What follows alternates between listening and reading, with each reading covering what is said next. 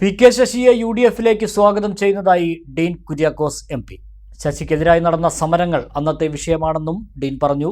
ഷൊർണൂർ മുൻ MLA. P K. ശശിയുടെ രാജി ആവശ്യപ്പെട്ട റോഡ് ഉപരോധിക്കുകയും പോലീസുകാരെ മർദ്ദിക്കുകയും ചെയ്ത കേസിൽ ഒറ്റപ്പാലത്തെ കോടതിയിൽ നിന്നും ജാമ്യമെടുത്ത ശേഷം മാധ്യമങ്ങളോട് സംസാരിക്കുകയായിരുന്നു അദ്ദേഹം കോൺഗ്രസിന് അനുകൂലമായി യു.ഡി.എഫിന് അനുകൂലമായി ഒരു രാഷ്ട്രീയ നിലപാട് പ്രഖ്യാപിക്കുമെങ്കിൽ ഇടതുപക്ഷം ഉള്ളിച്ചുതിയിൽ മനം നൊന്ത് അല്ലെങ്കിൽ ആ ഒരു തരത്തിലുള്ള പ്രതിഷേധത്തിൻ്റെ ഭാഗമായിരിക്കും അത്. അക്കാര്യത്തിൽ യാതൊരു സംശയവും വേണ്ട.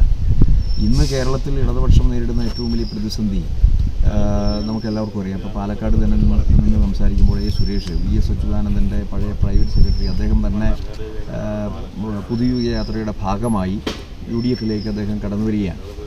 അപ്പോൾ ഇങ്ങനെ ധാരാളം ആളുകൾ ഇടതുപക്ഷം ഇന്ന് നേരിടുന്ന അല്ലെങ്കിൽ അവർ പ്രതിദാനം ചെയ്യുന്ന അഴിമതിയുടെയും അരാജകത്വത്തിൻ്റെയും രാഷ്ട്രീയത്തിൽ ശക്തമായ പ്രതിഷേധം രേഖപ്പെടുത്തിക്കൊണ്ട് കോൺഗ്രസിലേക്കും ഐക്യജനാധിപത്യ മുന്നണിയിലേക്കും കടന്നുകൊണ്ടുകൊണ്ടിരിക്കുകയാണ്. പി.കെ. ശശിക്ക് എതിരായി നടന്ന സമരം അന്നത്തെ രാഷ്ട്രീയ വിഷയമാണെന്നും അന്നത്തെ സിറ്റിംഗ് എം.എൽ.എക്കെതിരെയായിരുന്നു സമരമെന്നും അതിൻ്റെ പശ്ചാത്തലം എന്ത് എന്നുള്ളത് ഇന്ന് പ്രസക്തമല്ല എന്നും ഡീൻ കുര്യാക്കോസ് പറഞ്ഞു. അന്ന് ഉണ്ടായ ഒരു രാഷ്ട്രീയ വിവാദമെന്നോ രാഷ്ട്രീയ ആക്ഷേപമെന്നോ പറയുമ്പോൾ LDFിൻ്റെ ഒരു സിറ്റിംഗ് എം.എൽ.എ അക്കാര്യത്തിൽ ഇങ്ങനെ ഒരു ആക്ഷേപത്തിലേക്ക് വരുമ്പോൾ ഈ കോൺഗ്രസിൻ്റെ ഭാഗത്തു നിന്ന് ഒരു സമരം ചെയ്യേണ്ട ബാധ്യത ഞങ്ങൾക്കുണ്ട്, അല്ലെങ്കിൽ അതിനെ സംബന്ധിച്ച് കൃത്യമായി റെസ്പോണ്ട് ചെയ്യേണ്ട ഒരു ബാധ്യത കോൺഗ്രസിനുണ്ട്. കോൺഗ്രസിനെ സംബന്ധിച്ചിടത്തോളം അന്ന് ഒരു ഇടതുപക്ഷ എം.എൽ.എ എന്നുള്ള നിലയിൽ അദ്ദേഹത്തിനെതിരെ ഉണ്ടായിട്ടുള്ള ഒരു രാഷ്ട്രീയ ആരോപണത്തിൻ്റെ പേരിലാണെന്ന് സമരം ഉണ്ടായിട്ടുള്ളത്. അപ്പോൾ അത് അന്നത്തെ രാഷ്ട്രീയ സാഹചര്യമാണിത്.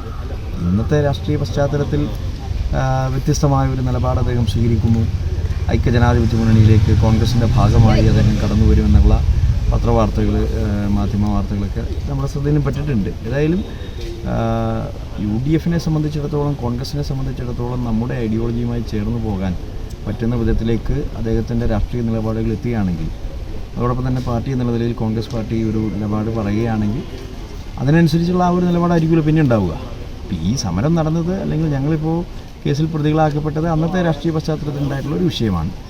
അത് അതിൻ്റേതായ നിലയിൽ മുന്നോട്ട് പോയിക്കൊണ്ടിരിക്കും. ഇപ്പോൾ കേസിൻ്റെ ഭാഗമായിട്ടുള്ള കാര്യങ്ങൾ തുടർ പ്രക്രിയകൾ മുന്നോട്ട് പോയിക്കൊണ്ടിരിക്കും. 2018 സെപ്റ്റംബർ 7 കേസിന് ആസ്പദമായ സംഭവം നടന്നത്.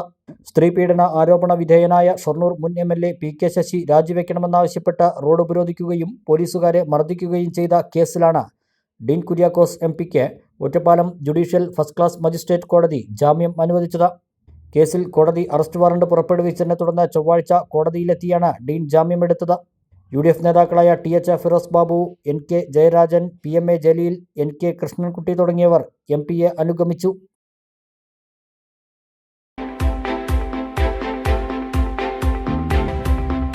For a brilliant move, choose Bhavan's വിദ്യാലയ ഒറ്റപ്പാലം.